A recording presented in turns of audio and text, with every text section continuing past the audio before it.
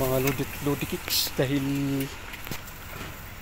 naging yung nangyari po dito ay kinalawang siya, so naging manipis.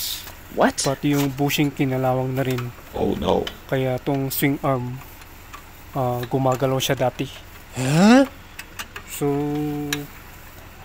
ang paggalaw ng swing arm na to ay maaring habang tumatakbo ka sa highway ay pwede kang madulas sa kalsada, pwede pang mag-cause ng aksidente. Kaya ito mga Lodi Kicks, dahil nandito rin lang naman tayo sa shop, bukod sa iba pa natong pinapaayos, ay pinapalitan ko na yung bushing nito saka yung rod niya. So okay na siya, hindi na gumagalaw, sumasayaw mga Lodi Kicks. Oh yeah. Hindi na tayo madudulas sa highway at pwedeng maaksidente mga Lodi Kicks. Okay, subscribe, comment, like, and share po mga Lodi Kicks. So ang shop na to ay dito lang po sa Sinto, Bauco Mountain Province.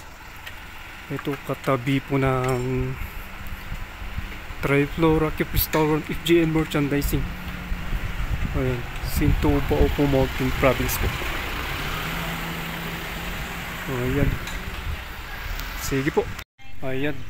Dahil nagpalit na po tayo ng rod nito na kinalawang at saka yung bushing, hindi na po ito gumagalaw mga Lodi Kicks. Ayun, intact na intact. Oh yeah. Maayos na, hindi na sumasayaw, hindi na gumagalaw.